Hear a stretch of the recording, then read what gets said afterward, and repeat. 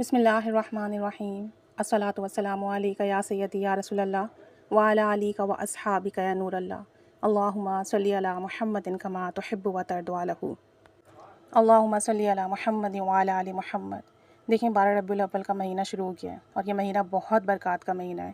اس میں درود پاک کی کثرت کریں، آپ صلی اللہ علیہ وآلہ وسلم پر کثرت سے درود شریف پڑھیں، محبت سے پڑھیں، باوضو پڑھیں، توجہ دھیان کے ساتھ پڑھیں۔ اللہ تعالیٰ رحمت کے، کرم کے، فضل کے فیصلے فرمائے گا انشاءاللہ عز و جل۔ ایک چھوٹا سا عمل شیئر کر رہی ہوں اور یہ آپ نے 12 ربیع الاول کے دن کرنا ہے، ٹھیک ہے؟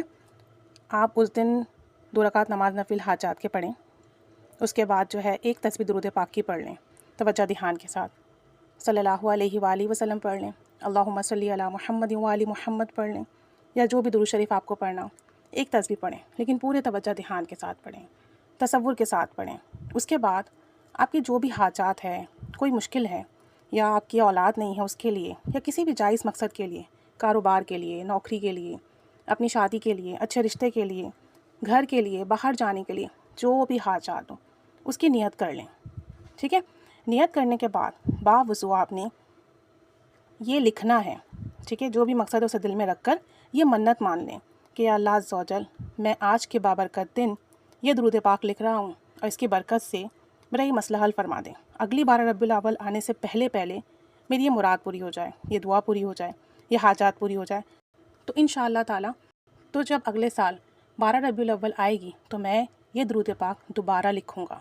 نیت کرنے کے بعد پھر آپ نے جو ہے سب سے پہلے بسم اللہ الرحمن الرحیم لکھنا ہے، اس کے بعد اس کے نیچے لکھنا ہے سیدنا محمد ایک دفعہ، اور اس کے بعد نیچے لکھنا ہے 125 مرتبہ 125 ٹائمز صلی اللہ علیہ وآلہ وسلم، صلی اللہ علیہ وآلہ وسلم۔ باوضو لکھنا ہے، محبت سے لکھنا ہے، خوشبو لگا کر پھر اپنے اس کاغذ کو پاک صاف جگہ پہ رکھ لیجئے۔ ڈائری میں لکھنا ہے تو وہ ڈائری ادب کے ساتھ رکھ دیجئے، اور پھر روزانہ 100 مرتبہ درود پاک پڑھ کر آپ صلی اللہ علیہ وآلہ وسلم کو ہدیہ کریں اور اللہ سے دعا کرتے رہیں۔ انشاءاللہ تعالیٰ 12 ربیع الاول اگلے سال کی آنے سے پہلے آپ کی حاجات پوری ہوگی۔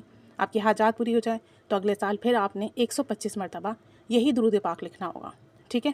چھوٹا سا عمل ہے، محبت سے کریں گے، اس کی برکات ملیں گی، جو بھی حاجات ہوگی وہ لازمی پوری ہوگی۔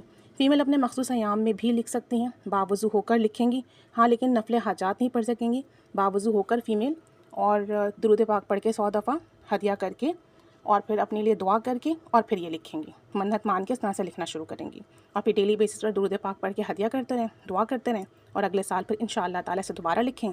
آپ کی انشاءاللہ تعالیٰ حاجت ضرور پوری ہوگی، ضرور پوری ہوگی، کیونکہ یہ وہ دن ہے نا، اس میں خالی نہیں لوٹایا جاتا، جو مانگتا ہے اسے ملتا ہے، اور بے حساب ملتا ہے، بن مانگے بھی ملتا ہے۔ جس کے اندر توجہ ہوگی، ادب ہوگی، محبت ہوگی، اسے ضرور ملے گا، جس کے اندر یقین ہوگا اسے ضرور ملے گا۔ لازمی کیجیے گا، دوسروں کو بھی بتائیے گا، تاکہ سب کے مسئلے حل ہوں، سب کے کام بنیں، سب کی حاجات پوری ہوں، اور سب کی مرادیں پوری ہوں، اور سب کو ملے اور بے حساب ملے اس دن کے صدقے سے۔ جزاک اللہ خیرہ۔